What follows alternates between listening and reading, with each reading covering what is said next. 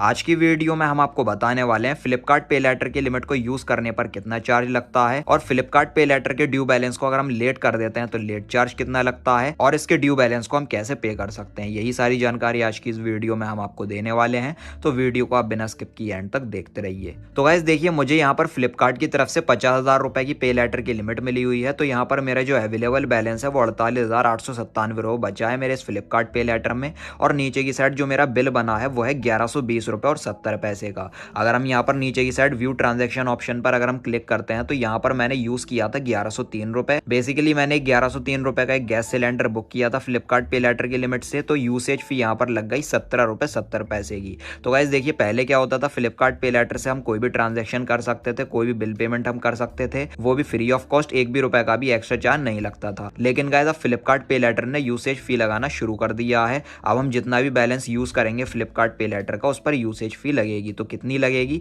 यही जानकारी इस वीडियो में आपको दे रहा हूं। तो चलिए हम देखते हैं कि कितने अमाउंट पर कितना चार्ज लगेगा फ्लिपकार्ट पे लेटर के बैलेंस को अगर हम यूज करते हैं। तो हमें यहाँ पर बैक आ जाना है। बैक आने के बाद अगर हम यहाँ पर ऊपर की साइड स्क्रॉल करेंगे तो यहाँ तो पहले फ्लिपकार्ट पे लेटर के काफी सारे बेनिफिट हमें देखने को मिल जाएंगे। और अगर हम ऊपर की साइड जाएंगे तो लिखा हुआ है प्राइसिंग, फीस एंड चार्जेस। यहाँ पर हम जैसे ही क्लिक करेंगे तो क्लिक करने के बाद यहाँ पर पूरा चार्ज का जो चार्ट है वो यहाँ पर ओपन हो चुका है। तो पे लेटर का यहाँ पर बैलेंस लिखा हुआ है, कितना बैलेंस यहाँ पर हम यूज करेंगे तो इतनी फीस यहाँ पर लगेगी। ये विदाउट जीएसटी और जीएसटी के साथ टोटल इतनी फीस यहाँ पर लगने वाली है। तो अगर हम यहाँ पर 1,000 रुपए तक के फ्लिपकार्ट पे लेटर के अमाउंट को अगर हम यूज करते हैं तो टोटल यहाँ पर जो जीएसटी है और टोटल जो फीस है यूसेज फी वो लगेगी 5.9 रुपए की। अगर हम 1,000 रुपए तक का अमाउंट यूज करते हैं तो अगर 1,001 से 3,000 रुपए तक का अमाउंट अगर हम यूज करेंगे तो 11 रुपए 80 पैसे का यूसेज चार्ज लगेगा। और अगर हम 3,000 रुपए से ज्यादा का करेंगे, फ्लिपकार्ट पे लेटर से कोई भी ट्रांजेक्शन करेंगे, बिल पेमेंट करेंगे, ये यूज करेंगे, तो गाइस 3,000 रुपए के ऊपर के अमाउंट पर 17 रुपए 70 पैसे की यूसेज फी लगेगी। और गाइस देखिए, ये जो चार्ज लगना स्टार्ट हुआ है ये हुआ है 1 मार्च 2023 से। और गाइस अगर हम यहाँ पर ऊपर की साइड स्क्रॉल करते हैं तो स्क्रॉल करने के बाद यहाँ पर अगर हम फ्लिपकार्ट पे लेटर से कोई भी प्रोडक्ट अगर हम ईएमआई पर परचेस करते हैं तो यहाँ पर 1.5% की सबसे पहले तो प्रोसेसिंग फीस लगेगी और उसी के साथ साथ ईएमआई फोरक्लोजर फीस भी है यहाँ पर 3.39% की।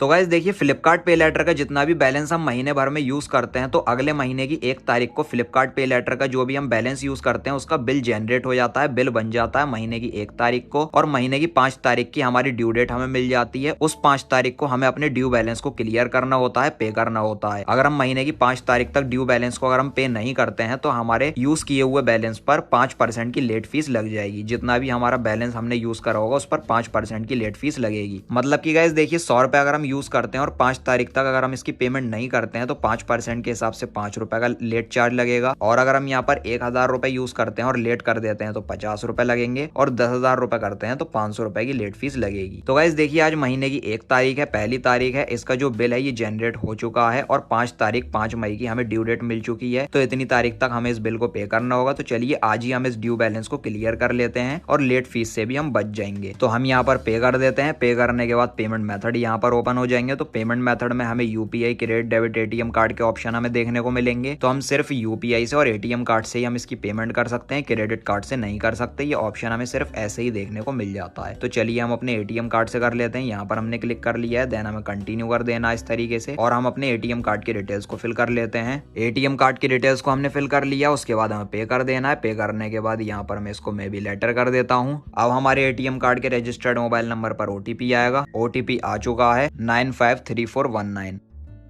उसके बाद हमें सबमिट कर देना है। सबमिट करने के बाद ओटीपी हमारा वेरीफाई हो जाएगा और आप देख सकते हो पेमेंट हमारी सक्सेसफुल हो चुकी है और टोटल जितना भी ड्यू बैलेंस है हमारा क्लियर यहाँ पर हो चुका है। तो यहाँ पर आप देख सकते हो पेमेंट हमारी सक्सेसफुली हो चुकी है और हमारे बैंक से 1120 रुपए 70 पैसे का अमाउंट कट चुका है और टोटल हमारी लिमिट मेंटेन हो चुकी है यहाँ पर 50,000 रुपए की। मतलब 10,000 रुपए का बैलेंस हम एज अ पे लेटर यूज कर सकते हैं, कोई भी बिल पेमेंट हम कर सकते हैं और 50,000 रुपए का कोई भी प्रोडक्ट हम ईएमआई पर भी परचेस कर सकते हैं। तो गाइस देखिए, फ्लिपकार्ट पे लेटर को अगर आपने एक्टिवेट करके रखा है या फिर एक्टिवेट करने अगर आप जा रहे हैं तो आपको भी फ्लिपकार्ट पे लेटर के चार्ज के बारे में पता लग चुका है। तो अगर आपको ये वीडियो पसंद आई हो तो लाइक और शेयर कर देना और चैनल को सब्सक्राइब करके बेल नोटिफिकेशन पर आप जरूर क्लिक कर लेना। Thank you.